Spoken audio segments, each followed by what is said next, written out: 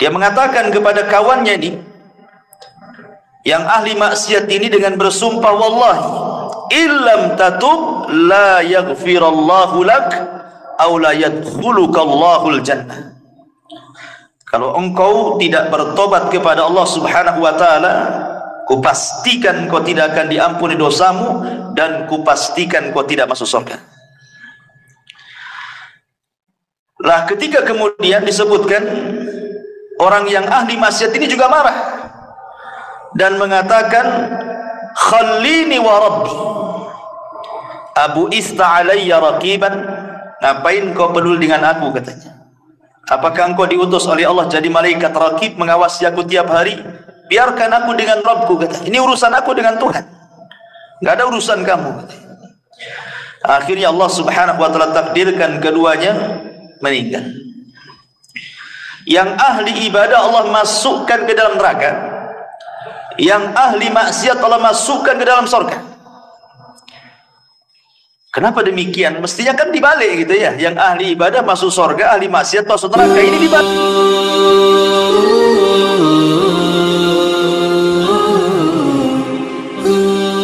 Assalamualaikum warahmatullahi wabarakatuh. Alhamdulillah wassalatu wassalamu ala rasulillah wa ala alihi wa sahbihi wa mawalah wa la hawla wa la quwata illa billahi wa ba'du. Alhamdulillah, di malam hari ini kembali kita duduk untuk berthalabul ilmi, dan kita masih melanjutkan tentang qasasul anbiya, kisah-kisah para nabi dalam Al-Quran. Kita sudah sampai kepada kisah Nabi Allah Musa alaihi salatu wassalam. Tetapi sebelum kita mengkisahkan Nabi Allah Musa alaihi salatu wassalam, kisah Nabi Musa tidak lepas dari kisah-kisah Bani Israel.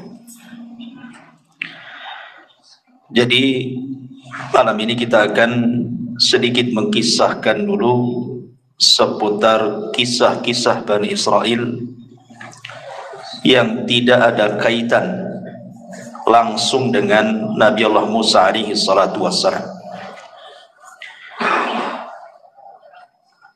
dan mengkisahkan tentang kisah Bani Israel dibolehkan di dalam Islam.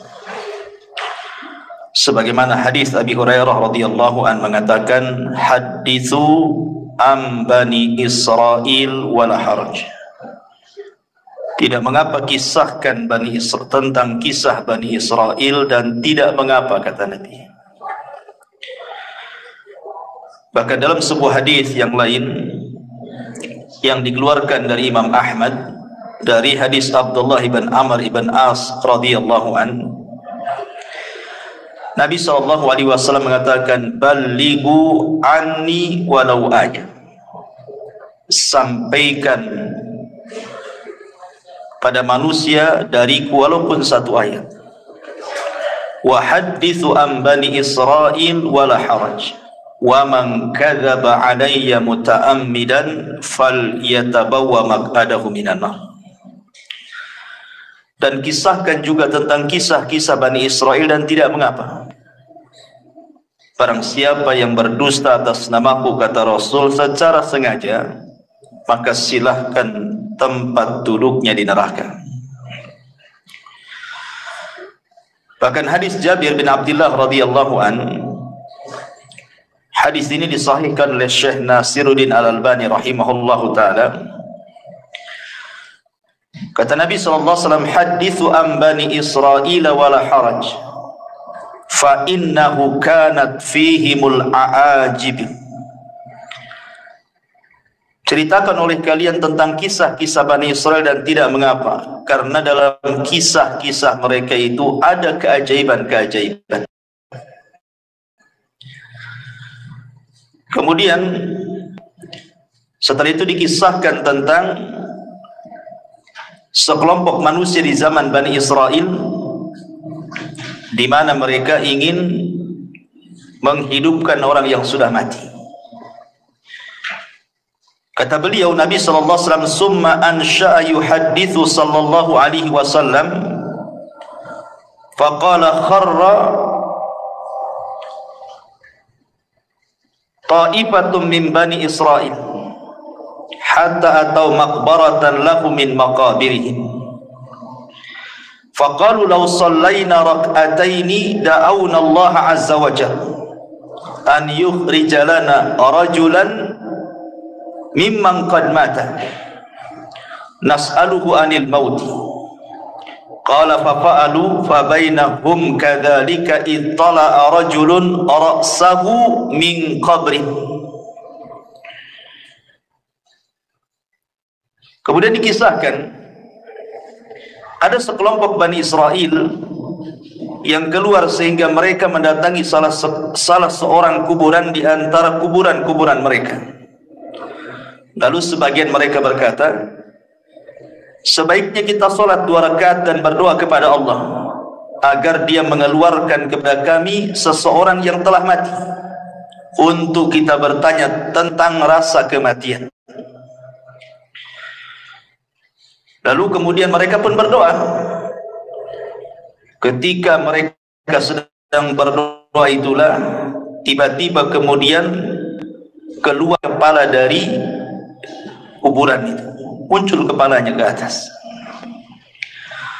Kemudian ketika muncul kepalanya di atas itu, orang yang sudah mati yang dihidupkan ini tiba-tiba ngomong dan mengatakan, "Ya haula ma aradtum ilayya." Wahai kalian, apa maksudnya kalian membangkitkan aku? Faqad mittu mundu mi'ati sana. Aku sudah mati 100 tahun yang silam. Fama sakantu an hararatil maut wa an hararati al mauti. Dan sampai sekarang aku masih belum terlepas dari rasa panas saat kematian. Kemudian dia mengatakan, "Fad'ullah azza wa jalli an yu'idani kama kuntu." Sekarang kalian berdoalah kepada Allah untuk Allah kembalikan kepadaku ke dalam kuburan. Ya mungkin kalau di zaman sekarang kan nggak ada dan tidak bisa juga kita lakukan. Tapi hadis ini sahih. Makanya kenapa Nabi SAW mengatakan dalam kisah-kisah mereka itu terdapat keajaiban. Coba orang yang berdoa kepada Allah untuk minta dibangkitkan satu orang, tiba-tiba betul-betul dibangkitkan. Kemudian ditanya soal rasa kematian, dia mengatakan, "Aku sejak 100 tahun yang silam sampai sekarang masih merasakan panas." Kenapa kalian bangkitkan diriku? Apa maunya kalian? Kemudian dia meminta agar orang-orang ini berdoa kembali kepada Allah untuk dikembalikan lagi ke dalam kuburan. Dan di sini juga ada faedah betapa dahsyatnya orang-orang yang masuk ke dalam kubur itu. Ma'asyiral muslimin yang dimuliakan Allah Azza wa Jalla. Tetapi walaupun demikian, Nabi SAW membolehkan untuk menceritakan kisah-kisah Bani Israel, bukan berarti kemudian semua kisah Bani Israel diceritakan, tidak. Karena ada yang sahih, ada yang tidak sahih, ada yang benar, ada yang tidak benar. Kalau sesuai dengan dalil kita ceritakan, kalau tidak sesuai jangan ceritakan. Makanya Nabi SAW mengatakan, jangan kalian tanya tentang ahli kitab tentang sesuatu, karena mereka tidak menunjukkan sedikit pun petunjuk kepada kalian. Boleh jadi akhirnya kalian mendustakan yang benar atau membenarkan yang dusta. Dari sini kita tahu bahwa kalaupun harus mengkisahkan kisah mereka, maka kisah-kisah yang sesuai dengan dalil saja. Karena betapa banyak kisah-kisah Israiliyat itu yang nggak jelas, maudhu, palsu gitu. Nah, kita akan berusaha mengkisahkan kisah-kisah yang sesuai dengan dalil-dalil yang sahih. Ma'asyiral muslimin yang dimuliakan Allah Azza wa Jalla, yang pertama kisah tentang dua orang di zaman Bani Israel yang salah satunya bersumpah melewati takdir Allah Subhanahu wa taala. Kisah ini disebutkan oleh Abi Hurairah radhiyallahu an, dan kisah ini juga dikeluarkan oleh Al-Imam Abi Dawud dan disahihkan oleh Syekh Nasiruddin Al-Albani rahimahullahu taala dalam As-Sahihah. Dari Abu Hurairah radhiyallahu anhu, aku mendengar Nabi sallallahu alaihi wasallam bersabda, "Kana rajulani fi Bani Israil." Dulu ada dua orang di zaman Bani Israel, mutawakhayyain, keduanya saling bersaudara, berkawan baik. Tetapi salah seorang di antara mereka adalah yudhnib, banyak melakukan dosa, wal akhar mujtahidun fil ibadah, tapi satunya ahli ibadah. Jadi ada dua orang Bani Israel, satunya ahli maksiat, satunya ahli ibadah. Yang ahli ibadah ini baik sekali.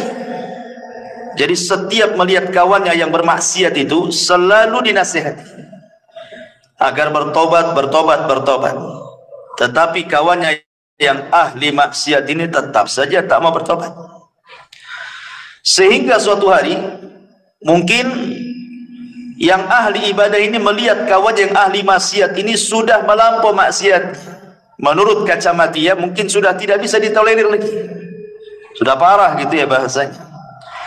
Akhirnya kemudian dia pun menasihati agak keras. Masalahnya nasihatnya inilah yang jadi masalah. Dia mengatakan kepada kawannya ini yang ahli maksiat ini dengan bersumpah, wallahi illam tatub la yaghfirallahu lak aw la yadkhuluka Allahul jannah. Kalau engkau tidak bertobat kepada Allah Subhanahu wa taala, kupastikan kau tidak akan diampuni dosamu dan kupastikan kau tidak masuk surga. Lah ketika kemudian disebutkan, orang yang ahli maksiat ini juga marah dan mengatakan, khallini wa rabbi abu ista alayya raqiban, ngapain kau peduli dengan aku, katanya. Apakah engkau diutus oleh Allah jadi malaikat raqib mengawasi aku tiap hari? Biarkan aku dengan Rabbku, kata. Ini urusan aku dengan Tuhan, nggak ada urusan kamu, kata.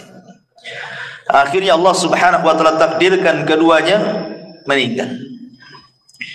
Yang ahli ibadah Allah masukkan ke dalam neraka, yang ahli maksiat Allah masukkan ke dalam surga. Kenapa demikian? Mestinya kan dibalik gitu ya. Yang ahli ibadah masuk surga, ahli maksiat masuk neraka. Ini dibalik pula. Di mana ahli maksiat masuk surga, ahli ibadah pula masuk neraka.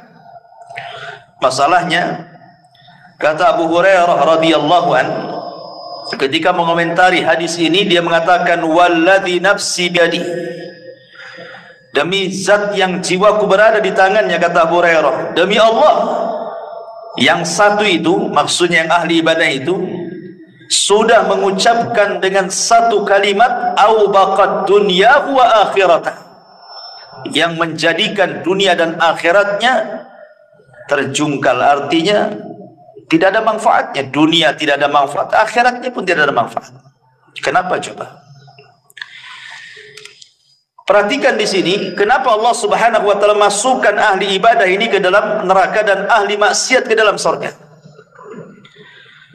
Karena yang ahli ibadah ini merasa ujub dengan ibadahnya.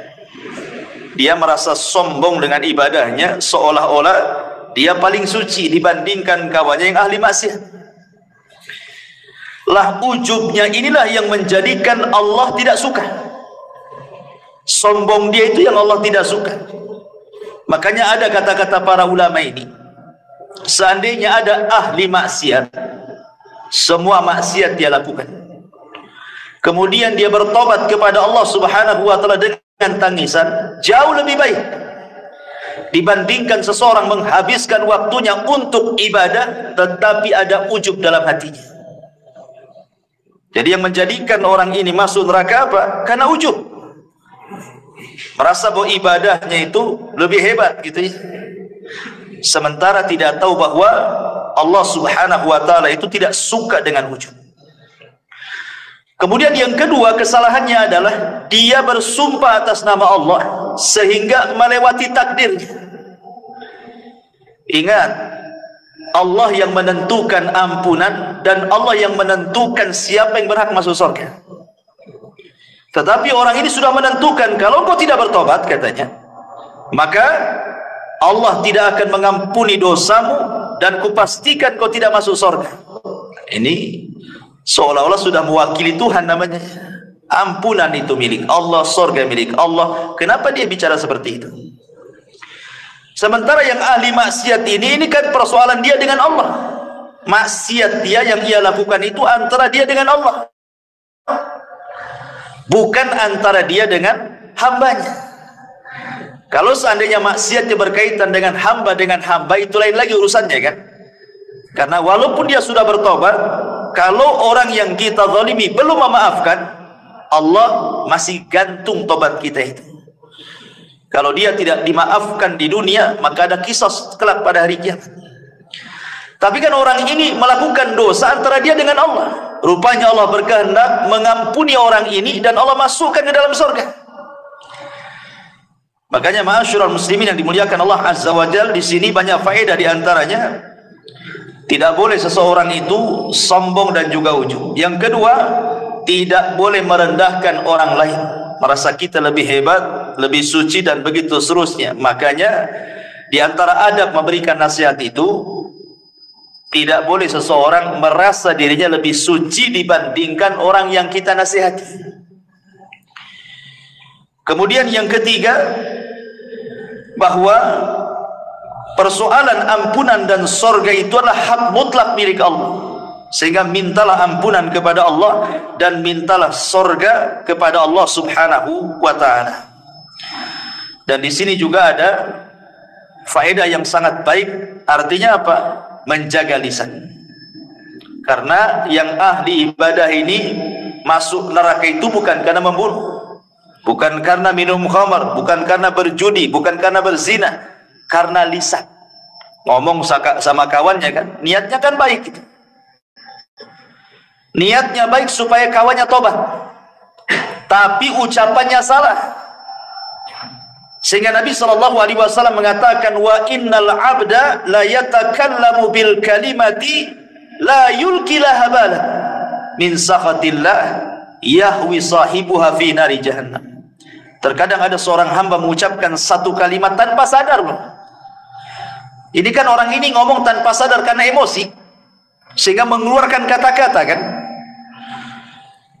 Tetapi tetap saja sadar ataupun tidak, orang ini karena sudah mengucapkan satu kalimat yang membuat Allah murka, cukup Allah masukkan dia ke neraka.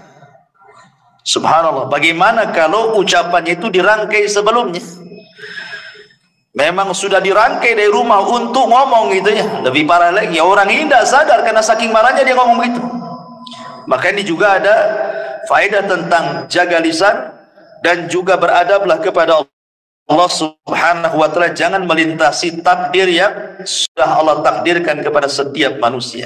Ini kisah yang pertama. Kisah yang kedua dari kisah-kisah Bani Israel, dari Muhammad ibn Sirin, dari Abi Hurairah radhiyallahu anhu, Nabi sallallahu alaihi wasallam bersabda. Ini bercerita tentang seseorang yang masuk surga karena memberi minum seekor anjing.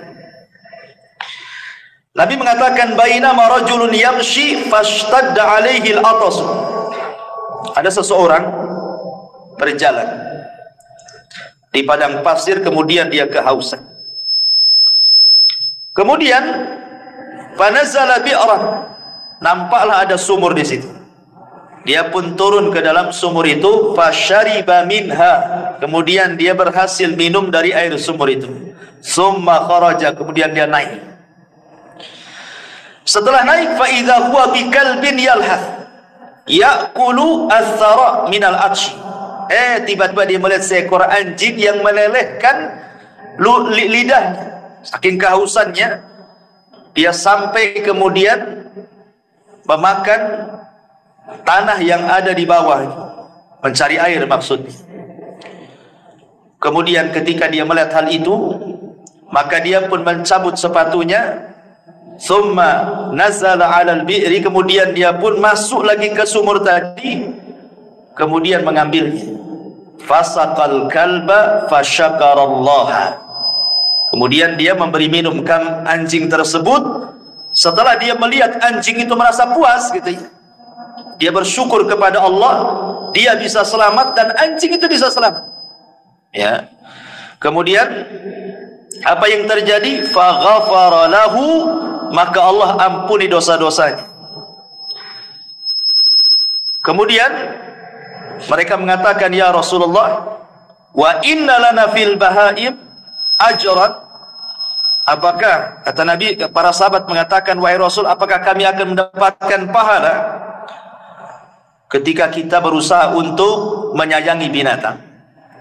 Maka Nabi SAW mengatakan, fi kulli kabidi ratbatin ajrun. Kata Rasul, pada setiap yang berhati basah itu, kalau kita sayang dengan hal itu, maka itu dapat pahala. Artinya, di sini ada faedah besar bahwa seseorang itu dalam Islam dituntut untuk menyayangi binatang. Menyayangi binatang. Yang kedua, memberi makan atau minum kepada binatang itu termasuk sedekah. Termasuk sedekah. Sampai ada seorang syekh itu ditanya, ya syekh, apakah kalau seandainya saya punya peliharaan kucing, kemudian kita pelihara baik-baik, kita kasih minum, kita kasih makan, kita rawat dia, apakah kalau seandainya pahalanya aku kirim kepada orang tuaku yang sudah meninggal, apakah sampai? Maka Syekh ini mengatakan, ya tentu sampai, karena setiap sedekah itu bermanfaat untuk orang mati. Tapi tentu yang paling bermanfaat kepada orang mati tentu adalah doa. Yang pertama doa kan, baru kemudian sedekah. Yang paling manfaat bagi orang mati itu adalah doa dulu, baru kemudian sedekah. Di sini juga ada keutamaan kan gitu ya. Jadi orang ini memberi minum anjing itu bukan karena memberi minumnya, tidak, karena keikhlasan dia. Karena dalam riwayat itu ada juga riwayat yang mengatakan bahwa yang memberi minum itu seorang pelacur. Seorang pelacur dari Bani Israel, sama kisahnya. Kemudian seorang pelacur ini pun Allah Subhanahu wa taala masukkan ke dalam surga karena keikhlasannya. Jadi bukan karena memberi minumnya, tetapi karena keikhlasan dia. Jadi Allah melihat keikhlasannya sehingga Allah masukkan wanita itu ke dalam surga. Menunjukkan keutamaan ikhlas di sini. Ini kisah yang kedua. Kisah yang ketiga, kisah seorang nenek di zaman Bani Israel yang minta surga. Ini dijelaskan dalam riwayat Abi Musa al-Ash'ari radhiyallahu an. Hadis ini juga disahihkan oleh Syekh Nasiruddin Al-Albani rahimahullahu taala. Ketika Nabi sallallahu alaihi wasallam pulang dalam peperangan, kemudian kehabisan bekal. Kemudian dia pun mencari orang yang mau menjamunya. Ketemulah seorang nenek Yahudi di perbatasan Madinah. Dalam riwayat Arabian, seorang Arab Badui. Kemudian Nabi SAW meminta izin untuk meminta sesuatu yang dimakan dia, diminum dia dengan para sahabatnya.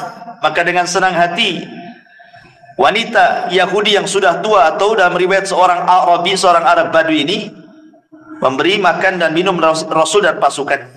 Maka Rasul itu ingat tidak pernah melupakan jasa kebaikan orang. Makanya Nabi SAW bertanya, sepulangnya kami ke Madinah, kira-kira apa yang bisa kami berikan kepadamu atas jasa kau memberi makan dan minum kepada kami? Nanti kami akan utus mengirim kebutuhan. Minta sekarang, kira-kira apa? Maka tiba-tiba kemudian dia meminta macam-macam. Dia mengatakan, naqatun atau naqatan narkabuha. Rasul, aku minta seekor unta lah, kirimkan nanti kemari supaya aku bisa ke sana kemari pakai unta punya kendaraan. Dalam riwayat dia meminta anjing supaya bisa menjaga kambing-kambingnya. Kalbun yahrusu ghanami. Kemudian juga minta pembantu yang bisa membantu dia, seorang budak. Kemudian minta ini banyak kali permintaannya. Hanya ngasih makan dan minum.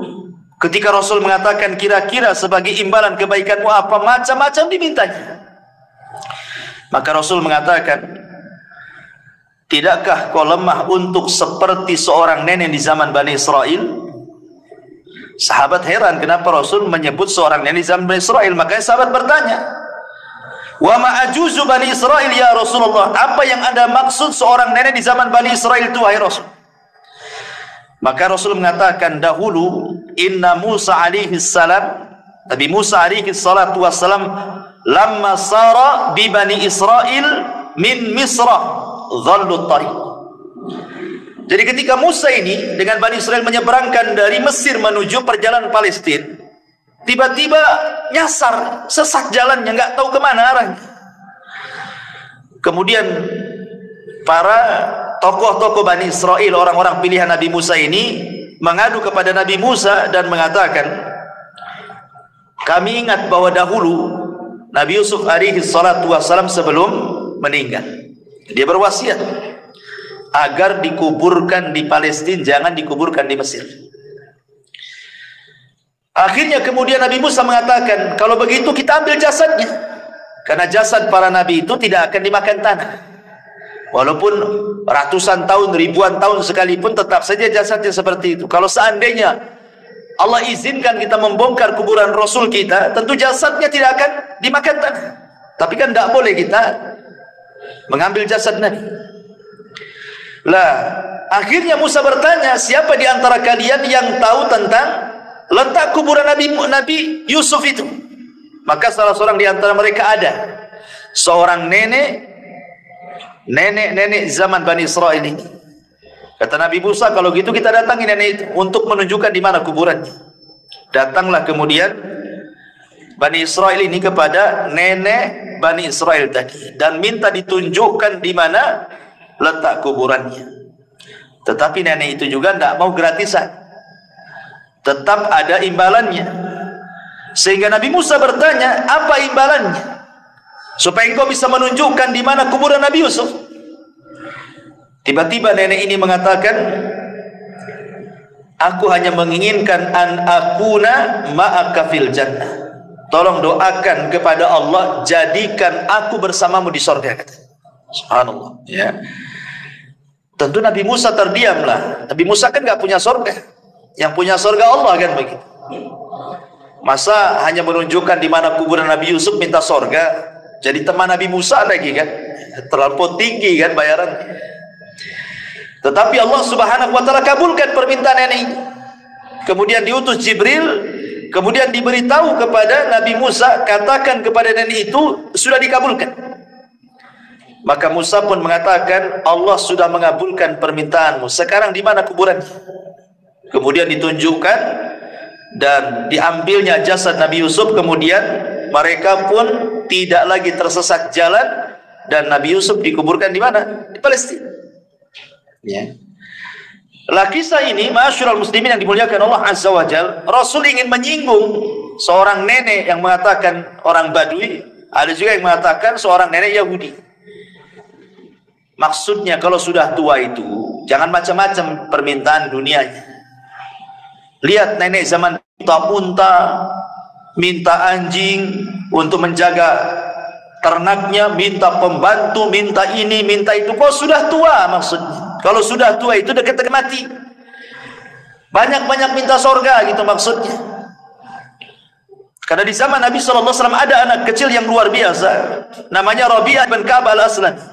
Rabi'ah ibn Ka'ab al-Aslami, anak remaja, belum dewasa, masih remaja, suka membantu Nabi SAW. Jadi kalau malam dia suka menginap di rumah Nabi untuk menyediakan keperluan Nabi kalau bangun sepertiga malam atau pertengahan malam, entah menyiapkan tempat wudhunya, menyiapkan airnya. Jadi Nabi SAW melihat anak remaja ini masih kecil, kok semangat kali membantu dirinya. Maka Rasul SAW mengatakan kepada anak muda ini, mintalah sesuatu hai anakku, aku akan berusaha memberinya. Mintalah sesuatu untukku. Kalau anak-anak kecil zaman sekarang antum katakan minta apa nak, pasti jawabannya lato-lato. Minta apa? Lato-lato kan itu. Anak-anak kecil kan itu. Minta mainan ini, mainan itu kan itu.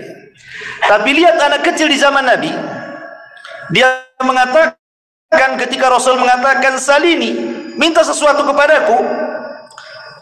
Kata anak ini mengatakan as'aluka murafaqataka fil jannah. Tidak wahai Rasul, aku hanya ingin menjadi temanmu di surga. Anak kecil gitu, ngomong begitu coba.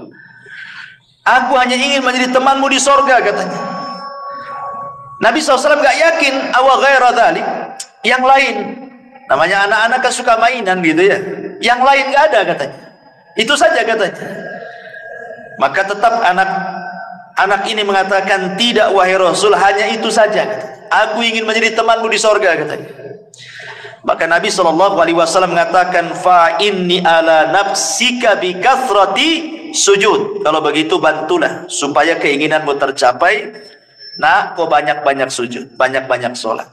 Sejak itulah Rabi'ah al-Aslami, Rabi'ah ibn Ka'ab al-Aslami, dia memperbanyak sholat. Maksudnya sholat sunnah ya, sholat wajib sudah jelas. Sampai dia wafat. Ya, itu anak kecil nih. Bahkan seorang wanita namanya Ummu Amarah. Ummu Amarah ini seorang wanita yang terlibat di salah satu peperangan bersama Nabi SAW. Ada yang mengatakan di perang Uhud. Perang Uhud itu kan perang kekalahan kaum muslimin. Bahkan Rasul masuk perangkap orang-orang musyrik kan. Hampir mati Rasul di perang itu. Bagaimana tidak coba? Penutup kepalanya kan kena pecah gitu ya. Karena diterjang oleh musuhnya dengan pedang. Sampai pecah helm kepalanya. Sampai serpihannya menancap di pipi Nabi. Yang nyabutnya saja sampai rompang giginya. Karena dicabut pakai gigi. Abu Bakar berusaha mencabut dengan tangan. Tidak bisa juga. Akhirnya datanglah seorang sahabat, kalau tidak salah Abu Ubaidah ibn Jarrah. Kemudian dicabut oleh giginya sampai rompang giginya. Cabut serpihan yang di pipi Rasul. Ya. Lah Ummu Amarah ini ketika Rasul masuk ke dalam parit itu, jebakan orang-orang Quraisy itu, kan sahabat ketika itu kan kocar-kacir gara-gara Nabi diisukan mati. Padahal ketika itu yang meninggal siapa? Mus'ab bin Umair. Lah Mus'ab bin Umair ini kalau pakai baju besi, dari depan, dari samping, dari kiri kanan itu persis seperti Nabi. Jadi ketika Mus'ab bin Umair mati disangka Nabi yang mati gitu. Tersebar isu bahwa Nabi meninggal gitu di perang Uhud itu. Akhirnya kemudian para sahabat banyak yang lari. Tapi datanglah Anas bin Nadar menyemangati mereka untuk kembali ke peperangan. Akhirnya mereka maju lagi ke peperangan. Cuman ketika mereka lari kan Rasul sedikit yang melindungi. Lah salah satunya seorang wanita namanya Ummu Amarah. Padahal tugasnya seorang wanita dalam peperangan itu bukan untuk perang, untuk mengobati orang luka kan itu ya, menyediakan konsumsi gitu. Ini karena melihat kacau, ikut dia dalam peperangan.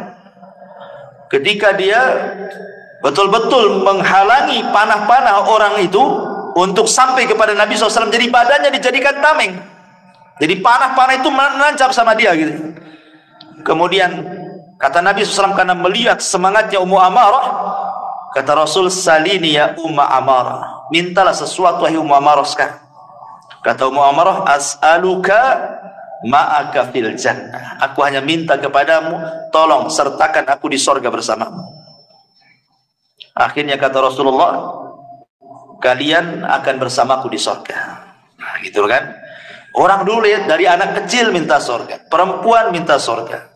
Ini pula orang yang sudah mau mati, kata Rasulullah, kenapa kau tidak minta seperti orang tua di zaman Bani Israel minta sorga, minta dunia pula gitu. Nah, jadi di sini juga pelajaran besar bagi kita bahwa kalau usia itu sudah menginjak tua, nah, perbanyaklah dekat-dekat masjid, banyak zikir, dekat-dekat dengan Allah kan. Walaupun tua bukan tanda-tanda mati kan, tapi umumnya orang tua dekat ajalnya. Kenapa? Karena umurnya sudah dibatasi dalam hadis Rasul, umatku ini umurnya berkisar 60 sampai 70. Lewat dari situ sedikit. Hati-hati nih kalau sudah 60 tahun ke atas. Ya, harus banyak-banyak dekat dengan Allah Subhanahu wa taala. Ini diantara kisah Bani Israel juga. Kemudian kisah yang lain, kisah seseorang yang luar biasa bertawakal kepada Allah Subhanahu wa ta'ala, kisah tentang amanah. Dari Abi Hurairah radhiyallahu an, dia menceritakan dari Nabi sallallahu alaihi wasallam, annahu dzakara rajulan min Bani Israil sa'ala ba'd Bani Israil an yuslifahu alf dinar. Bahwa ada seorang Bani Israel yang meminjamkan pinjaman kepada Bani Israel yang lainnya, seorang laki-laki di Bani Israel yang lainnya, sebanyak 1000 dinar. 1000 dinar banyak, ikhwan. 1 dinar itu kalau mau diemaskan 4 gram lebih. Kalau dirham separohnya. Kalau 1000 nah berapa tuh? Banyak kan itu.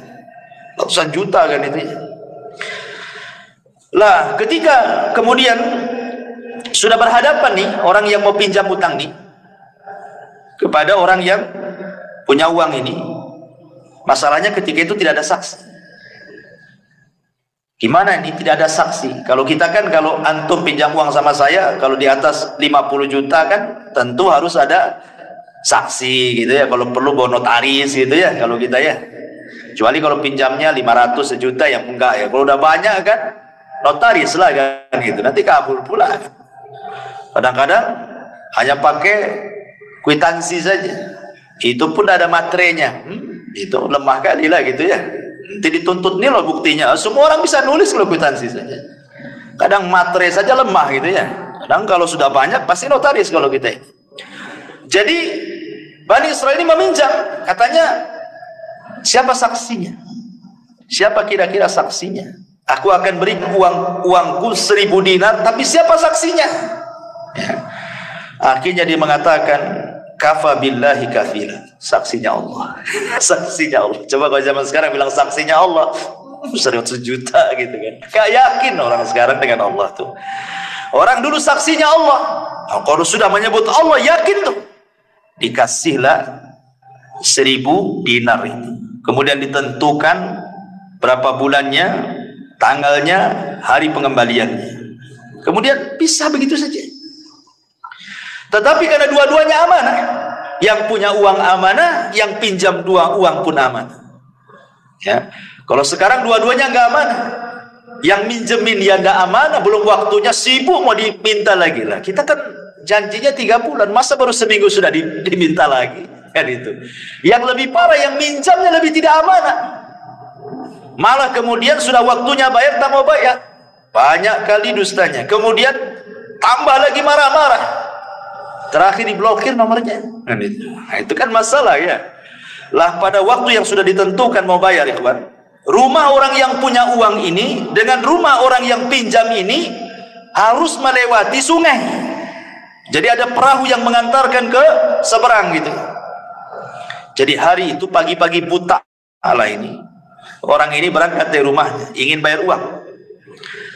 Karena jauhnya jaraknya, akhirnya sampailah sore hari. Sementara kapal yang mengantarkan dari ujung ke ujung sungai itu sudah nggak ada lagi. Ya, mungkin kalau sekarang kan ada last ferry jam berapa gitu ya, udah ketinggalan kapal, udah nggak ada. Karena dia takut kepada Allah Subhanahu wa ta'ala, sudah janji ini harus dibayar, takut kepada Allah Azza wa Jalla, dia bingung. Sementara orang yang punya uang pun bingung dan nunggu-nunggu, kok tak nampak-nampak, mau bayar nggak ini? Gitu ya. Akhirnya dia tawakal kepada Allah Azza wa Jalla.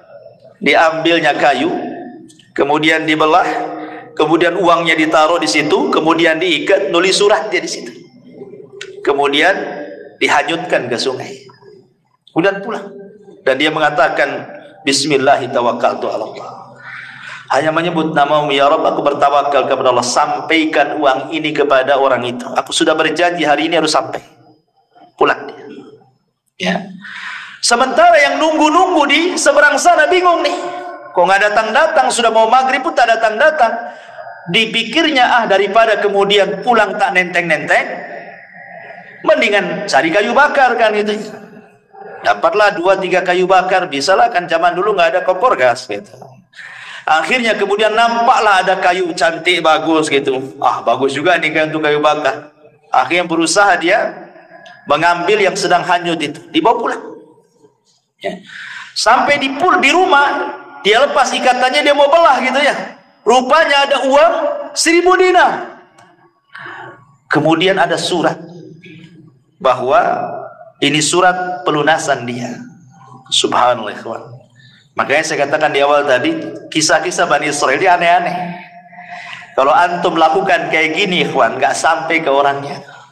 Coba aja. Anyutkan aja kayu itu.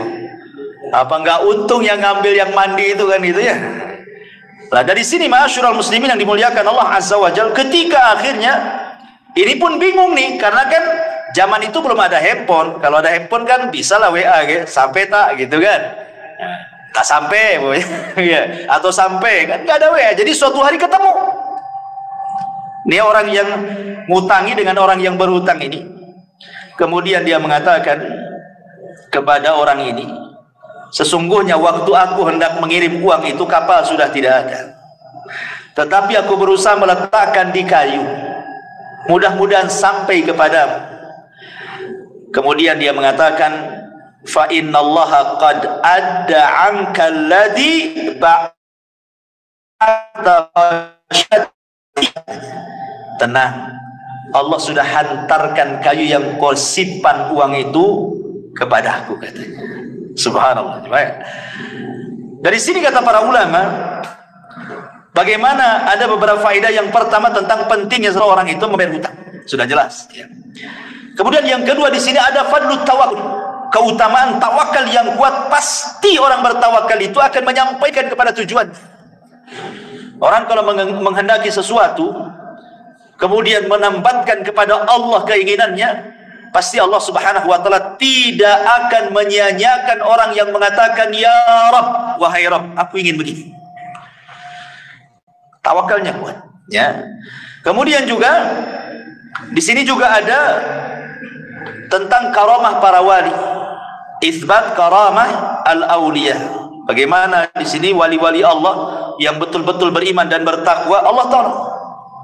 Ya, ini kan keajaiban gitu kan, mengantar uang pakai kayu bakar gitu. Kemudian juga dibolehkan seseorang di sini untuk hutang piutang. Dan ingat, hutang piutang dalam Islam ini murni persoalan sosial. Tidak boleh mengambil keuntungan dalam hutang piutang.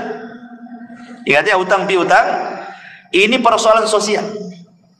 Murni soal persoalan sosial, sehingga tidak boleh mengambil keuntungan. Kalau ada hutang piutang mengambil keuntungan, berarti Anda sedang bertransaksi riba. Seperti dulu kan rentenir, pinjam 100 bayar 110, ya kan? Pinjam 1000 bayar 1100. Itu rentenir. Atau di bank-bank ribawiyah kan ma'ruf.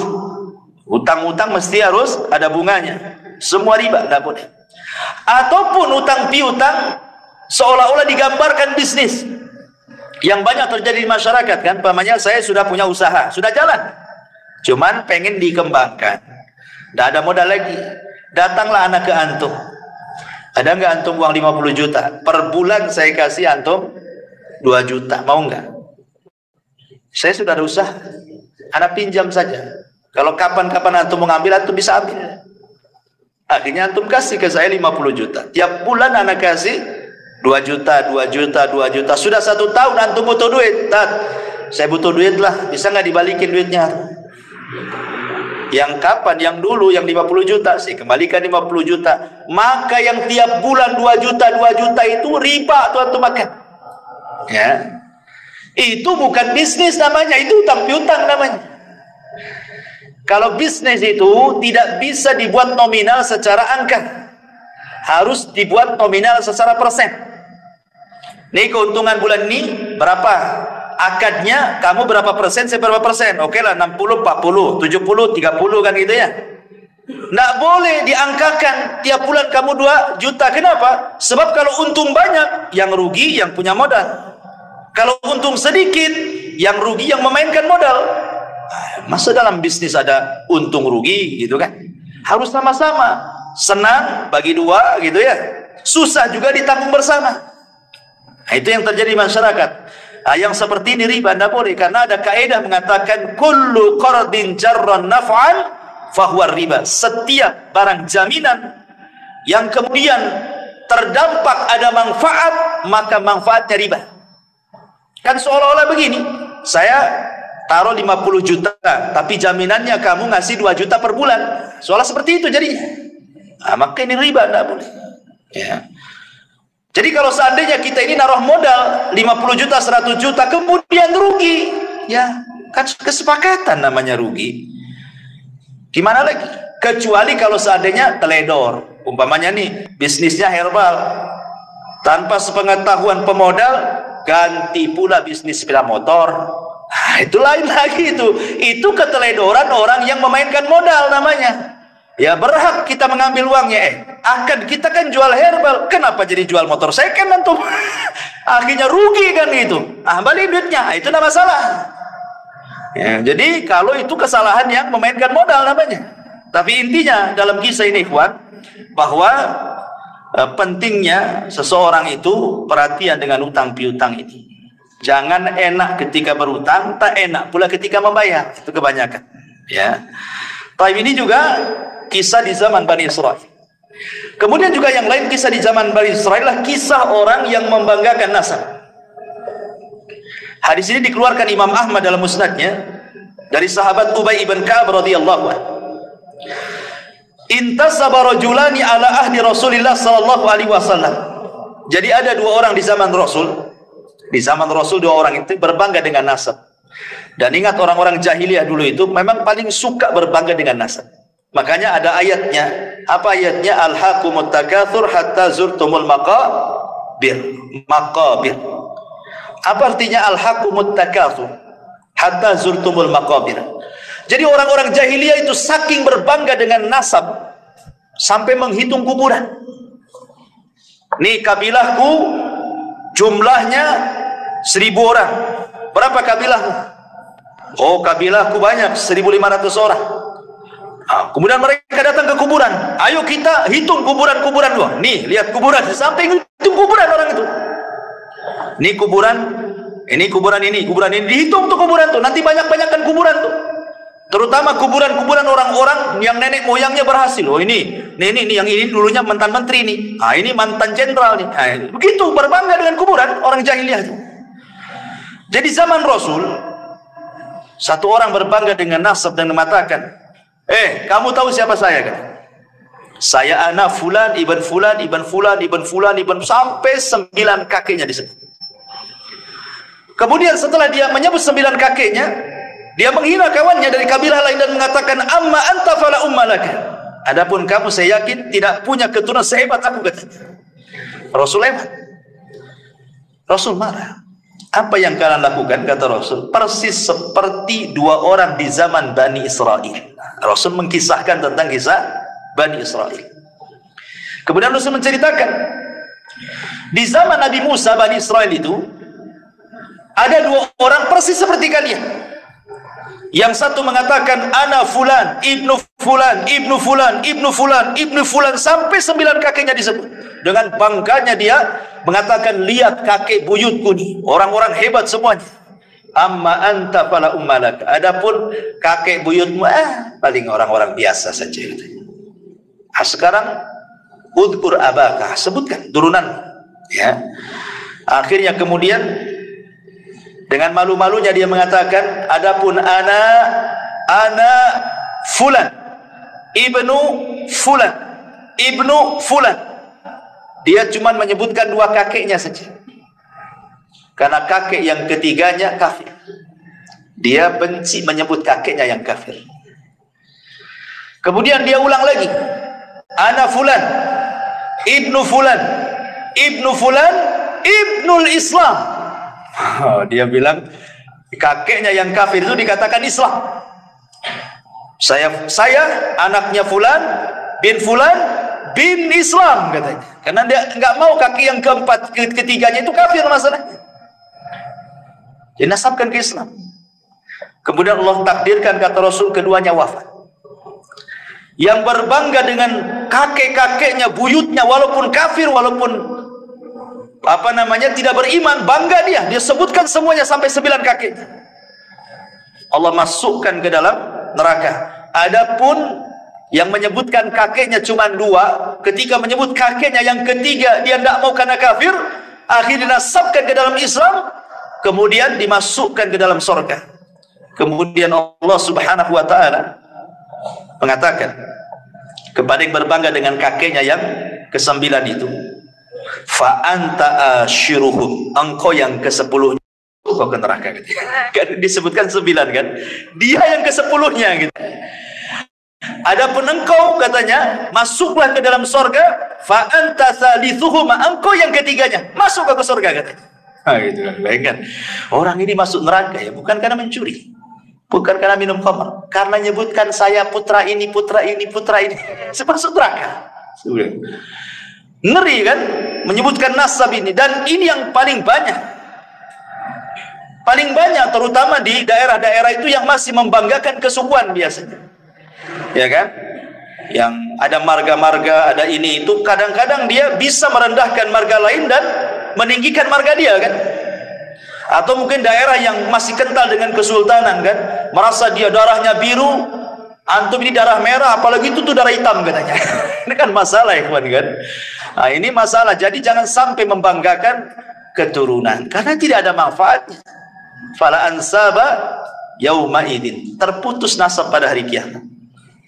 Nggak ada nasab-nasab. Makanya Rasul mengatakan man batta'a bihi amaluhu lam yusri bihi nasabuhu.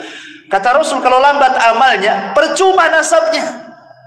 Hari ini orang ngaku syarifah, syarif, habib, habibah gitu ya, percuma saja ngaku habib keturunan Nabi. Kalau kelakuannya kayak bajingan buat apa kan itu? Percuma, karena yang dilihat itu bukan nasabnya tapi amalannya. Lalu apa berbangga dengan nasab kan itu?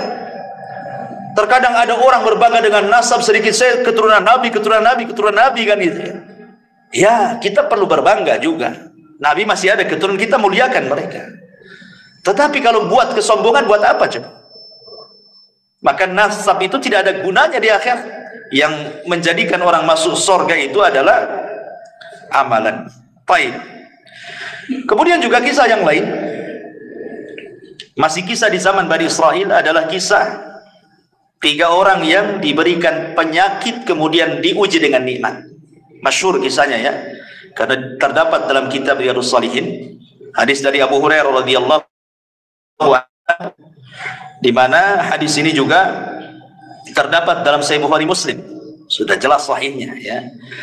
Jadi di zaman Bani Israel, singkat saja saya cerita, saya tidak akan baca nasnya kepanjangan. Di zaman Bani Israel itu ada 3 orang yang Allah Subhanahu wa taala berikan penyakit. Yang pertama abras, yang kedua aqra, yang ketiga a'ma. Abras, aqra, a'ma ya. Maksudnya abras itu seseorang yang punya penyakit sopak ya. Sopak itu apa ya? Semacam penyakit kulitnya, rusak kulitnya ya. Baras. Kemudian yang kedua, Allah Subhanahu wa taala berikan penyakit aqra, penuh dengan penyakit di rambutnya sehingga tidak satu helai pun rambut itu tumbuh dan banyak borok. Ingat di zaman dulu kan, zaman baheula lah ya, yang sudah tua-tua ini biasanya dulu kan rambut ini sudah kayak mahkota. Zaman dulu kan rambut tuh mahkota, makanya zaman dulu itu yang nampak di di pesak belakang celana itu bukan dompet, sisir. Ya kan, zaman dulu kan sisir di sini tuh. Nampak gagang sisirnya. Kalau zaman dulu kan dikit-dikit nyisir ini. Karena zaman dulu rambut itu luar biasa. Sampai kalau perempuan itu bisa dijual tuh potongannya itu. Belum ada wig zaman sekarang kan. Zaman dulu tuh bisa dijual tuh potongan rambut, apalagi yang bagus mahal. Nanti dibuat gelung gitu kan. Itu zaman baheula kan. Apalagi di zaman Bani Israil, tambah lagi zaman kita aja baheula itu rambut tuh kayak mahkota di kepala gitu. Malu kalau rambut jelek itu zaman dulu. Apalagi zaman dulu kan banyak kutu ya kan. Nggak tahu sekarang kutu ini pada kemana hilang. Jadi akhirnya kemudian yang ketiga orang buta. Lah Allah Subhanahu wa taala mengirim malaikat dalam bentuk manusia, datanglah kepada orang yang punya penyakit sopak, baros, yang penuh dengan borok di badannya itu. Kemudian dia mengatakan, tamanna ya abdi, kalau bercita-cita Allah Subhanahu wa memberikan sesuatu, kira-kira apa cita-cita? Maka yang punya penyakit kulit mengatakan, kalau Allah kabulkan cita-citaku, aku hanya ingin satu, supaya Allah membersihkan semua penyakit di badanku, dan Allah memberikan kulit yang indah kepadaku. Akhirnya orang ini mengusap, malaikat yang menjelma orang ini diusap, sembuh seketika. Senanglah orang ini. Kemudian sebelum pulang, malaikat ini sebelum menghilang, dia mengatakan, kira-kira hewan apa yang kau sukai? Dia mengatakan, al-ibilu, unta. Akhirnya dikasihlah unta bunting. Kemudian malaikat ini berpindah ke orang kedua, sama pertanyaannya. Orang yang botak banyak penyakitnya itu, maka orang ini mengatakan, kalau Allah berkehendak, aku hanya ingin ditumbuhkan rambutku, dan rambutku menjadi rambut yang paling indah sehingga manusia tidak membenciku lagi. Diusap rambutnya, Masya Allah, langsung tumbuh, hilang penyakitnya, tumbuh rambut indah, dan tidak ada rambut seindah orang ini. Kemudian yang ketiga, orang buta juga sama, disembuhkan. Lah orang yang punya penyakit di rambut ini, kemudian ditanya, binatang apa yang kau sukai? Dia mengatakan sapi. Akhirnya dikasih sapi yang bunting. Kemudian orang buta dikasih kambing, karena dia suka kambing, dikasih kambing bunting. Allah takdirkan yang bunting-bunting dari binatang ini akhirnya semua lahiran dikembarkan anaknya, laki-laki jantan, jantan dengan betina, jantan dengan betina. Unta juga sama, lahir jantan betina. Sapi juga sama, lahir jantan betina. Kambing juga sama. Akhirnya anak-anaknya Allah takdirkan hidup, kemudian kawin berkembang, berkembang. Akhirnya satu lembah. Kayalah yang satu juragan unta, yang satu juragan sapi, yang satu juragan kambing. Allah hendak menguji tiga orang ini. Diutuslah malaikat. Ya. Kemudian malaikat ini ketika datang untuk menguji apakah orang itu bersyukur atau tidak, menjelma seperti orang ketika dia belum sembuh penyakit. Jadi datang kepada orang yang dulu punya penyakit sofak, malaikat ini menjelma orang sofak juga. Maksudnya supaya diingatkan. Itulah kadang-kadang kalau kita pandai bersyukur kan. Dulu kita pernah susah kerja, kemudian kaya, nengok orang susah, itu akan terbayang dulu juga saya kayak dia kan itu. Maksudnya seperti itu. Jadi akhirnya dia mengatakan, wahai fulan, engkau kan banyak untamu, katanya. Berikanlah satu unta untukku. Aku ini orang susah, katanya. Bukankah unta-untamu itu pemberian dari Allah? Diingatkan. Ya. Tiba-tiba dia mengatakan, enak saja. Ini untaku warisan bapakku. Kan kufur dia. Dia mengatakan, ini unta-unta warisan bapakku. Kemudian kata malaikat ini, wahai fulan, lihat kondisiku. Bukankah dulu seperti diriku, gitu maksudnya. Diingatkan, bukankah aku dulu seperti diriku? Dia mengingkarinya, tidak. Maka malaikat ini mengatakan, jika perkataanmu dusta, maka Allah akan kembalikan semua nikmat-nikmatmu, akan dicabut oleh Allah Subhanahu wa ta'ala. Karena dia dusta, seketika akhirnya muntahnya mati semua, badannya terserang penyakit lagi, datang lagi penyakit sofaknya. Ya. Orang yang tidak syukur nikmat, Allah kembalikan dan Allah ambil nikmatnya. Naudzubillah. Kemudian orang yang kedua juga sama, yang rambutnya yang dulunya botak, malaikat pun sama, datang dalam bentuk orang botak. Sama juga tidak bersyukur, akhirnya dibuat botak lagi, banyak penyakit lagi, sapinya dimatikan semuanya, kecuali orang buta. Ketika orang buta ini yang sudah tidak buta lagi, malaikat datang dalam bentuk orang buta, diminta kambingnya. Apa kata buta? Jangankan kau minta satu kambing, satu lembah kau ambil katanya. Sudah cukup pemberian, melihat ini nikmat yang luar biasa katanya. Malaikat ini baru ngaku, aku ini utusan Allah, hendak menguji kamu. Karena engkau bersyukur, maka matamu tidak akan buta selamanya, dan kambingmu akan semakin banyak di lembah itu. Ini kan, ini namanya apa? Tentang pentingnya orang syukur nikmat. Ini juga diantara kisah-kisah Bani Israil. Dan di sini juga ada keimanan bahwa malaikat bisa tasyakul. Malaikat itu bisa tasyakul. Tapi malaikat tidak bisa dilihat manusia. Kalau aslinya nggak ada manusia yang sanggup melihat kecuali Nabi kan itu ya. Atau orang-orang yang diizinkan Allah Subhanahu wa ta'ala, atau kecuali hewan. Kalau hewan mungkin bisa melihat malaikat. Seperti ayam bisa melihat malaikat. Makanya Rasul mengatakan apabila mendengar kokokan ayam di mana gitu ya. Nah, untung yang punya ayam itu kan, malam-malam dipekokok nih. Nah, jangan-jangan ada yang nyuri ayam saya ini. Gitu ya. Minta nikmat atau ayamnya hilang katanya. Subhanallah. Baik. Ini juga kisah dari kisah-kisah Bani Israel. Kemudian yang lain, kisah yang masyhur saja ya. Kisah yang lain, kisah yang dikeluarkan Imam Muslim dan juga Imam Bukhari dari sahabat Abdullah ibn Umar radhiyallahu anhu. Udzibati imra'atun fi hirratin sajanatha hatta matat. Fadakhalat fiha an-nar. Fala hiya at'amatha wala saqatha id habisatha wala hiya tarakatha ta'kulu min khashashil ardi. Dahulu kata Nabi SAW, ada seorang wanita di zaman Bani Israel yang masuk neraka gara-gara seekor kucing. Kenapa alasannya? Karena wanita ini tidak pernah memberikan kesejahteraan. Dia rawat kucing, kemudian dia kerangkeng kucing, tapi tidak dikasih makan, tidak dikasih minum. Sehingga kemudian akhirnya kucing ini kelaparan. Terpaksalah kemudian makan apalah yang semut-semut di dinding atau hewan-hewan yang kebetulan lewat di situ di dinding, dimakan itu saja. Akhirnya kurus sakit mati. Kata Nabi SAW, wanita ini masuk neraka. Wanita ini masuk neraka gara-gara seekor kucing. Yang dimuliakan Allah Azza wa Jal, dari sini ada faedah. Ini juga wanita ini kan kisah zaman Bani Israel. Di antara faedahnya adalah haram hukumnya menyiksa binatang. Tidak mesti kucing, binatang apapun boleh disiksa, tidak boleh, kecuali binatang yang boleh dibunuh.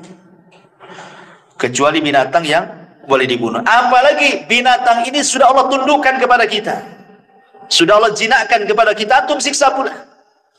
Ayam, kambing, sapi, unta kan Allah jinakkan kepada kita, jangan disakiti. Makanya ketika ada orang mau menyembelih kambing di zaman Rasul, kemudian diseret dengan paksa dan dipukuli, apa kata Rasul? Hei fulan, apakah engkau akan membunuh kambing itu 2 kali? Sudah kau siksa, kau sembelih, katanya. Nah, nggak boleh menyiksa binatang. Yang kedua, boleh seseorang itu memelihara kucing, kemudian diletakkan di kerangkeng, namanya dikasih kota gitu ya, rumah-rumahan kucing, digembok, selama Anda memberikan kesejahteraan. Entah makanan, entah minuman, nggak apa-apa. Ya, mafhum daripada hadis ini kan. Wanita ini kan melihara kucing, kesalahan dia karena nggak ngasih makan. Artinya kalau kasih makan, kalau kasih minum, kalau kasih kesejahteraan, tidak mungkin wanita ini masuk neraka. Mafhumnya kan seperti itu. Makanya dibolehkan orang itu memelihara kucing, asal kasih makan, kasih minum, kasih kesejahteraan. Kalau sudah waktunya kawin, ya kawinkan. Ya. Nah, tapi jangan antum pula yang kawinin dia. Karena ada orang kawin sama kambing, ya kan? Di Jawa tuh di mana tuh orang kawin sama kambing, didandani pula kambingnya, cantik pula tuh kambing tuh, ya. Tapi rupanya acting gitu ya. Jadi tangkap polisi, oh ini untuk ini saja konten gitu ya. Ya alasan lah depan polisi kan. Jangan-jangan betulan nggak konten itu kan. Naudzubillah, karena juga kan ada ulama membahas orang yang menyetubi binatang kan ada hukumnya. Ya, hukum bab tentang haramnya seseorang menyetubuhi binatang. Ketika dibahas para ulama, pastilah ada orangnya kan. Nggak mungkin ulama nyantumkan bab gitu saja nggak ada orangnya kan itu ya. Jangan-jangan betulan kan itu ya. Atau kalau konten, alhamdulillah. Tapi janganlah konten kayak gitu. Konten masa konten kawin-kawin sama kambing, kayak gak ada perempuan lagi kan. Naudzubillah. Ya. Taib. Kemudian juga di antara kisah Bani Israel adalah kisah kejujuran juga dan juga amanah. Kisah ini menarik. Kisah ini dikeluarkan Imam Bukhari dan Muslim dari Abi Hurairah radhiyallahu anhu. Ceritanya begini, singkat saja. Jadi ada seseorang punya tanah. Seorang ini punya tanah. Kemudian ada orang lain dari Bani Israel ingin membeli tanah itu. Akhirnya sudah deal-dealan harga sekian-sekian, deal, oke, kasih uang, mana tanahnya? Nih tanahnya, selesai. Ya.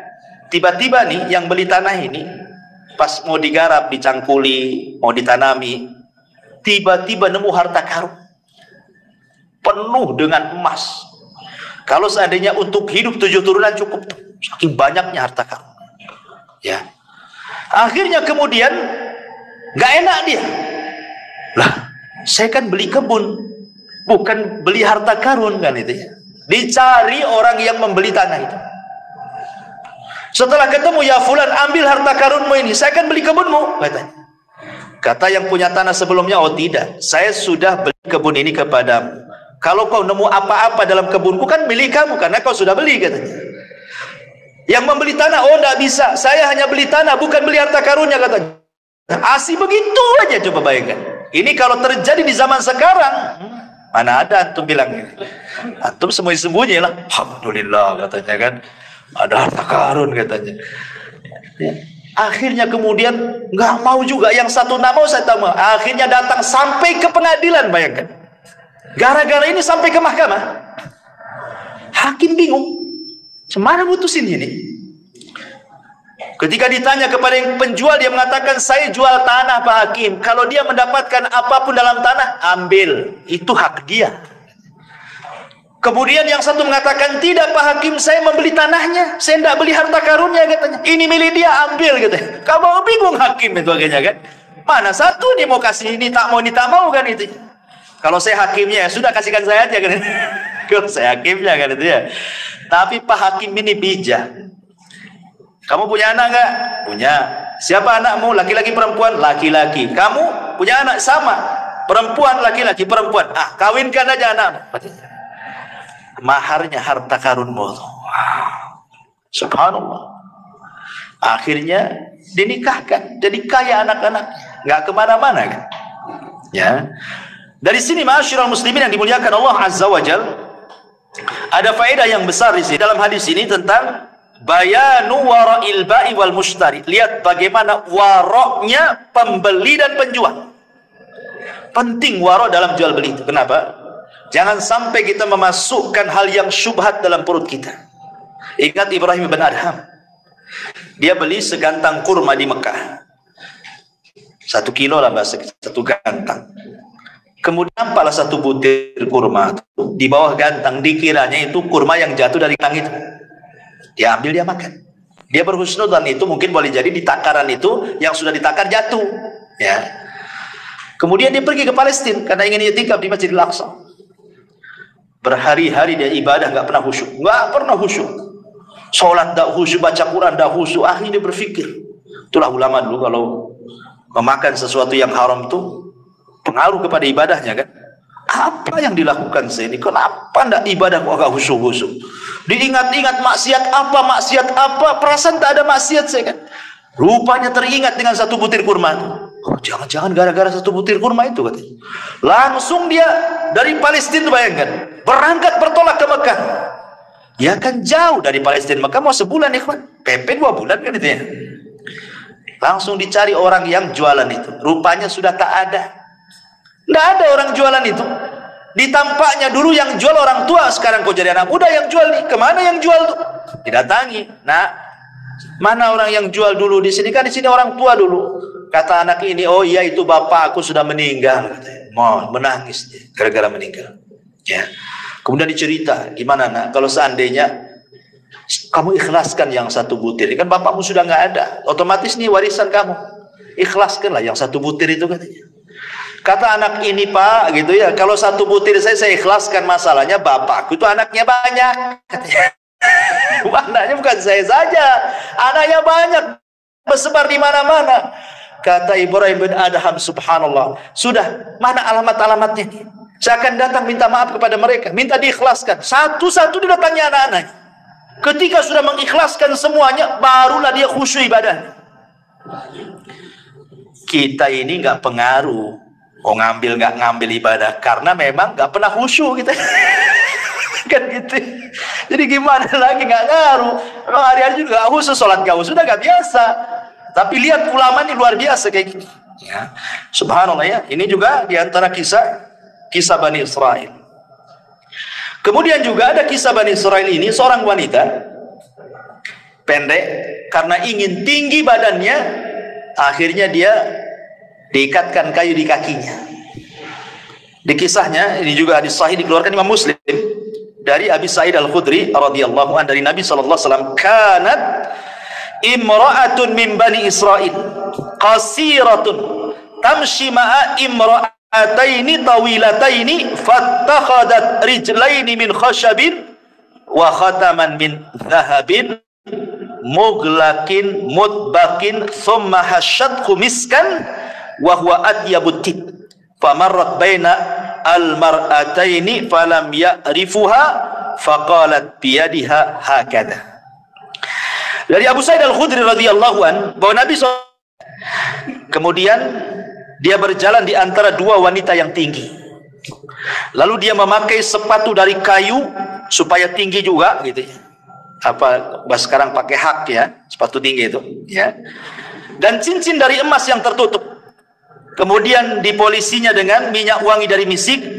Dia adalah wewangian yang paling wangi saat itu, dan sampai saat ini juga misik juga paling wangi kan. Dan minyak misik ini paling susah karena kan diambil dari darah menjangan.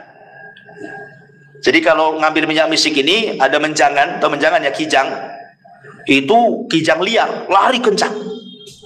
Nanti pas lari itu ditangkap. Nah, nanti darah khususnya, enggak semua darahnya, ada darah-darah tertentu dalam kijang itu setelah lari kencang, itulah bahan minyak misik itu.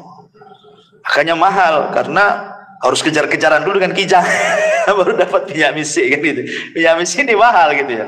Lah, kemudian lalu wanita ini berjalan di antara dua wanita itu, maka mereka para laki-laki tidak mengetahui. Kemudian dia ayunkan tangannya begini sambil gerak-gerak cincinnya. Cincinnya kan sudah diolesi minyak wangi sehingga laki-laki tidak kenal dia. Dari sini kata para ulama, larangan tidak boleh wanita memakai kaki palsu supaya nampak tinggi badan. Larangan tidak boleh. Ya kan sekarang banyak kan sepatu ditinggi-tinggiin biar nampak tinggi gitu ya. Tidak boleh, haram. Ya. Dan di sini juga ada larangan tidak boleh seorang wanita berhias untuk di luar kepada suaminya. Berhias di luar tidak boleh. Menunjukkan bahwa berhias di luar suaminya bagi seorang wanita ini tradisinya siapa? Bani Israel, tradisi Yahudi itu. Atau yang meninggi-ninggikan badannya dengan sepatu yang tinggi supaya nampak tinggi, ini juga tradisi orang-orang Yahudi. Betul kata Rasulullah, tattabi'anna sanana man kana qablakum shibran bi shibrin wa dhira'an bi dhira'in hatta law dakhulu juhra dabin la dakhaltum. Kalian sedikit demi sedikit akan mengikuti tata cara umat sebelum kalian sejengkal demi sejengkal, sehasta demi sehasta. Kalaupun mereka masuk ke lubang biawak padang pasir, ingat, biawak padang pasir ini kalau dia punya buat lubang di padang pasir itu berkelok-kelok, nggak lurus, susah ya. Tapi walaupun demikian kalian ikut di belakangnya. Dan ingat ya, dhob padang pasir dengan dhob Batam beda. Biawak padang pasir dengan biawak Batam beda.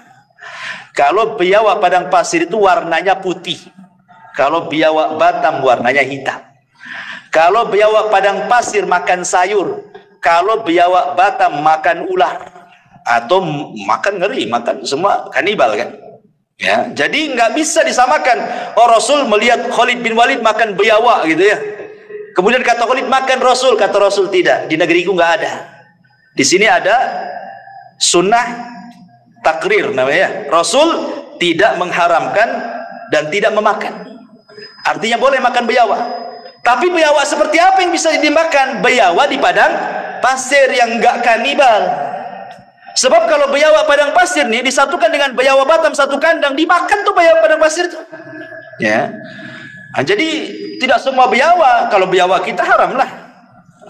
Dia kan termasuk hewan yang muftarish, ya, hewan yang nerkam dengan kukunya, ya kan, itu tidak boleh. Ya, kalau biawak padang pasir kan udah yang dimakan dia rumput, sayur, dia enggak kanibal, beda hukumnya. Ya. Intinya bahwa di sini tidak boleh larangan seorang wanita meninggi-tinggi badan dengan kayu dan sepatu dan begitu seterusnya. Baik, kemudian juga kisah yang selanjutnya ya, yang sahih dikeluarkan Imam Muslim tentang kisah hujan yang hanya menyirami satu petak tanah saja. Dijelaskan dari Abu Hurairah radhiyallahu an, Rasul bersabda, "Bainama rajulun fi falatin minal ardi fasami'a sautan fi sahabin iski hadiqata fulan." Adalah seorang Bani Israel berjalan di pemantang sawah. Tiba-tiba nengok ada awan hitam sedang berjalan. Di balik awan itu ada yang bicara, hujani kebunnya si Anu. Ini anak muda heran, kenapa ada suara? Tengok kiri kanan tak ada, tengok depan belakang tak ada. Rupanya ketika tengok ke atas, rupanya suara dari atas. Terus berbicara, hujani kebun si fulan, hujani kebun si fulan bin fulan. Terus penasaranlah anak muda ini, diikuti awan itu. Setelah jauh dari pematang sawah itu, rupanya awan hanya berhenti di satu petak tanah itu saja. Kemudian hujan di situ. Anehnya, sebelah kiri, sebelah kanan, depan belakang tidak terkena cipratan air hujan itu. Hanya satu petak itu saja. Kok bisa? Di Batam saja kalau hujan lokal ya enggak gitu kali lah kan gitu. Berapalah satu petak tanah kan itu ya? Ya kalau hujan lokal satu tiban kan itu, Batam Center tidak. Ini satu petak dihujani. Akhirnya kemudian penasaran lah anak muda, ditunggu siapalah pemilik kebun ini. Lama keluar pula pemiliknya. Kemudian di stop. Kamu yang memiliki ladang ini? Ya. Siapa namamu? Fulan ibnu Fulan. Kaget anak muda ini. Kenapa? Ini nama-nama yang disebut di awan tadi. Sehingga dia penasaran. Maaf Pak, Bapak ini kalau panen, ya kan? Apa yang dilakukan dengan panenan itu? Maka Bapak ini mengatakan, aku sih kalau panen aku buat 3 katanya. 1/3 untukku dan keluargaku untuk dimakan, 1/3 aku kembalikan ke ladangku, 1/3 aku sedekahkan katanya. Kenapa kau tanya itu katanya? Baru cerita tadi. Tadi ada awan aku ikuti, rupanya hanya hujan di sepetak tanah Bapak. Ya. Bagaimana di sini Allah Subhanahu wa taala akan menambah harta yang disedekahkan, syahidnya. Ma naqasa min mali sadaqah. Tidak akan berkurang harta yang disedekahkan, bahkan bertambah dan bertambah. Ya. Kemudian juga di antara kisah yang lain adalah kisah seseorang yang seorang raja yang meninggalkan kerajaannya untuk beribadah kepada Allah Subhanahu wa taala. Kisah ini terdapat di dalam Al-Bazzar, At-Tabrani dalam Al-Awsat, dan juga Al-Kabir, dan menurut Imam Al-Haythami sanadnya hasan, dan juga diletakkan dalam As-Sahihah dan disahihkan oleh Syekh Nasiruddin Al-Albani rahimahullahu taala. Ya. Diceritakan oleh Abdurrahman ibn Abdullah ibn Mas'ud dari bapaknya dari Nabi sallallahu alaihi wasallam. Jadi sesungguhnya Bani Israel telah mengangkat, saya artikan saja. Sesungguhnya Bani Israel telah mengangkat salah seorang khalifah, maksudnya raja untuk mereka. Maka sang khalifah itu berdiri sholat di bawah sinar bulan di atas Baitul Maqdis. Lalu ia mengingat beberapa hal yang telah diperbuatnya. Maka ia berpegang dengan sebuah tali. Pada pagi harinya tali itu masih tergantung di masjid itu. Namun ia telah pergi. Lalu raja ini pergi sampai tiba di sebuah kaum yang tinggal di tepian laut. Lalu dia mendapati mereka sedang membuat batu bata. Maka ia bertanya kepada mereka, bagaimana kamu membuat batu bata ini? Lalu mereka memberitahunya. Maka ia membuat batu bata bersama mereka. Dia makan dari hasil tangannya, sehingga ketika tiba waktu sholat, ia bersuci, salat. Lalu ada seseorang pekerja yang melaporkan hal itu kepada pemimpin negeri itu. Dan dia berkata, di tengah-tengah kami ada seseorang yang berbuat ini dan itu. Maka pemimpin itu mengirimkan orang untuk menemuinya, agar ia datang kepadanya. Namun ia enggan untuk datang. Ya, karena dia raja kan itu. Maka pemimpin itu datang sendiri mewakili teman-temannya, rakyatnya. Sehingga kemudian berjumpalah antara pemimpin dan pemimpin ini kan itu. Kan ini kan nyamar, raja nyamar ya. Ini pemimpin ini juga pemimpin daerah situ kan, berjumpa. Lalu kemudian setelah berjumpa, dia berkata, tunggulah aku ingin berbicara padamu satu kalimat saja. Maka orang itu berdiri sehingga berbicara dengan pemimpin itu dan memberitahukan kepadanya bahwa ia adalah seorang raja dan bahwa ia pergi karena takut terhadap dosa. pemimpin negeri itu berkata, sesungguhnya aku akan menyusul berbuat seperti itu bersamamu. Maka keduanya beribadah kepada Allah dan kemudian meminta kepada Allah agar diwafatkan berdua, sehingga keduanya wafat. Maka Abdullah bin Mas'ud berkata, kalau aku berada di Rumailah Mesir, tentu aku akan memperlihatkan kepada kamu kuburan kedua raja tersebut yang tobat bersama-sama. Luar biasa kisah ini kan. Jadi bagaimana di zaman Bani Israil ada seorang raja yang takut dosa, kemudian karena takut dosa ditinggalkan kerajaannya. Nampaklah rakyatnya di situ ada yang sederhana, kerjanya cuman buat batu bata, ikut pula di situ. Kemudian dia kerja bersama mereka, makan bersama mereka. Disitulah dia merasakan lezatnya hidup bersama orang-orang susah. Tidak seperti ketika dia jadi raja gitu. Akhirnya kemudian kan aneh, raja itu kan beda penampilannya, pasti terawat gitu ya. Orang desa kan nampak orang desa ya, nggak terawat badannya ya. Ini raja tentu ya, kalau di zaman sekarang kayak setingkat menteri saja bersih-bersih itu ya, sauna, steambath atau apa yang penting dirawat. Jadi dicuriga loh orang-orang ini, mana ini, orang mana ini, kok ganteng banget. Dilaporkan kepada raja tempatan situ. Kemudian rajanya datang gitu ya. Kemudian ngomong-ngomong baru cerita, aku ini raja juga. Terenyuhlah raja situ. Kok bisa dia raja datang ke daerahnya, kumpul bersama rakyatnya hanya untuk beribadah. Itu daerah dia. Makanya dia pun kemudian mengambil ibrah dari pelajarannya. Dia pun ingin sama seperti dia. Akhirnya sama-sama kerja, hidup di situ, beribadah di situ sampai mati. Kan itu. Nah, ini kan luar biasa. Ini menunjukkan juga nasihat kepada para pemimpin. Ini hadis ini isyarat kepada para pemimpin, karena dulu ada namanya Yahya al-Burmuki di zaman khalifah di zaman Bani Umayyah. Dia dipercaya oleh Khalifah Harun ar-Rasyid untuk memimpin kota Madinah. Tetapi dia pun melintasi wewenangnya sebagai gubernur. Dia pun berkasus. Akhirnya Harun ar-Rasyid menangkap dia dan anaknya dipenjarakan. Yahya al-Burmuki. Sehingga anaknya ini bingung kesalahan bapaknya apa, sama-sama masuk penjara kan gitu. Jadi anaknya ngomong kepada al-Burmuki ini, Yahya al-Burmuki ini mengatakan, wahai abi, dulu kita ini dihormati, dihargai, macam-macam orang mandang kita sekali perintah orang langsung laksanakan. Kenapa setelah hidup senang kita kok disempitkan dalam penjara? Ada apa wahai ayah? Bingung anaknya. Maka Yahya al-Burmuki mengatakan, wahai anakku, boleh jadi ini doa-doa yang pernah kita zalimi katanya. Boleh jadi ini doa-doa yang pernah kita zalimi melesat ke langit sehingga Allah kabulkan. Seperti inilah jadinya. Betul kata Nabi SAW, doa yang orang yang dizalim itu kan melesat sampai ke atas awan. Ketika doa itu sampai kepada Allah, apa kata Allah?